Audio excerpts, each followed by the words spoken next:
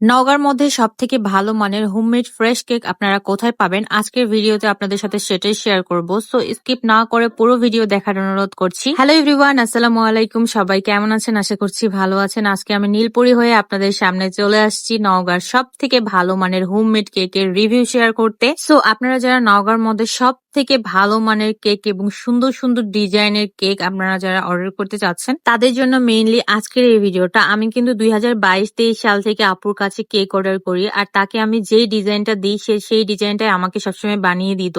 এক কথায় একটা ডিজাইন দেখার পর হুবহু সেই ডিজাইনটাই রিক্রিয়েট করে দিত। আপুর কাছে যতগুলো কেক আমি অর্ডার করেছি সবগুলো মাশাআল্লাহ অনেক বেশি ভালো ছিল। আজকে আমি যেগুলো কেক অর্ডার করেছি সেগুলোর রিভিউ তোমাদের সাথে শেয়ার করব। প্রথমে আম্মুর জন্য অর্ডার করেছিলাম একটা পাউন্ড কেক। আমার আম্মু ক্রিম দেওয়া কেক খেতে একদমই পছন্দ করে না, বিশেষ করে আম্মুর জন্য পাউন্ড কেকটা বানিয়ে নিয়েছিলাম। তার সাথে আমি অর্ডার করেছিলাম ম্যাঙ্গো কেক। এখন যেহেতু ম্যাঙ্গোর সিজনটা একদম শেষ, আর আমরা যেহেতু নওগাঁর মানুষ আম খেতে অনেক বেশি পছন্দ করি, তাই আমি বিশেষ করে আমের কেকটাই বানিয়ে নিয়েছিলাম আপুর থেকে। আর তার সাথে আমার জন্য স্পেশাল ব্রাউনিটাও পাঠিয়েছিল আপু।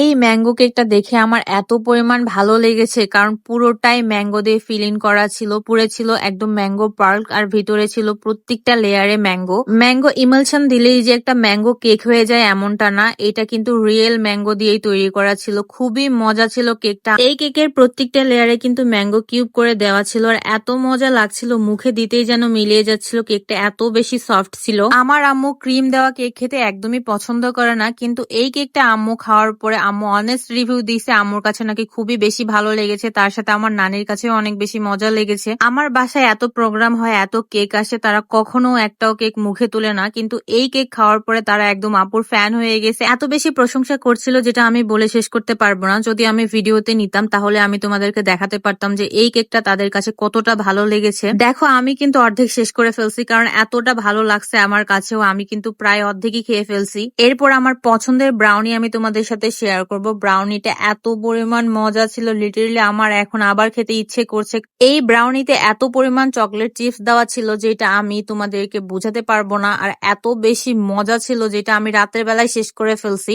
এরপর আম্মুর জন্য যে কেকটা অর্ডার করেছিলাম, ভাবলাম এটাও একটু টেস্ট করে দেখি আর তোমাদেরকে রিভিউ শেয়ার করি। এটা ছিল একটা পাউন্ড কেক। ভাই এই কেকটা খাওয়ার পরে আমি একদম পাউন্ড কেকের ফ্যান হয়ে গেছি। আর তোমাদেরকে তো বলতেই ভুলে গেছি এগুলা কেক আমি কোথা থেকে অর্ডার করছি। আমি এই কেকগুলা অর্ডার করেছি নওগাঁ কেক পার্লার থেকে। তোমরা চাইলে কিন্তু তোমাদের বিশেষ দিনে আপুর থেকে সুন্দর সুন্দর ডিজাইনের কেক অর্ডার করতে পারো, আর নিশ্চিন্তে তোমরা কিন্তু ঘরে বসে কেক অর্ডার করতে পারবে। যারা সুন্দর সুন্দর ডিজাইন এবং খুবই মজার কেক চাচ্ছ তারা কিন্তু অর্ডার করতে পারবা, কারণ তার কাজের ফিনিশিং মাশাআল্লাহ খুবই খুবই খুবই সুন্দর। এখন যে কেকটা দেখছো এটা ছিল 2022 সালে আপুর থেকে কাস্টমাইজ করে বানিয়ে নিয়েছিলাম। এটা ছিল 2024-এ আমার বার্থডেতে আপুর বানানো একটা সুন্দর ভিনটেজ কেক, আর এটা ছিল আমার অ্যানিভার্সারিতে। তার থেকে আমার নেওয়া সবগুলো কেকই বেস্ট ছিল, কারণ তার হাতের কাজ ফিনিশিং মাশাআল্লাহ অনেক বেশি সুন্দর। তার জন্য আমার মন থেকে ভালোবেসে এই রিভিউটা শেয়ার করা। আর আমার পরা এই সুন্দর নীল শাড়িটা তোমরা পেয়ে যাবা আমার পেজ সুনয়নাতে। তো আজকের মতো ভিডিওটা এখানেই শেষ করছি। তোমরা সবাই ভালো থেকো আর সুস্থ থেকো। আল্লাহ হাফেজ।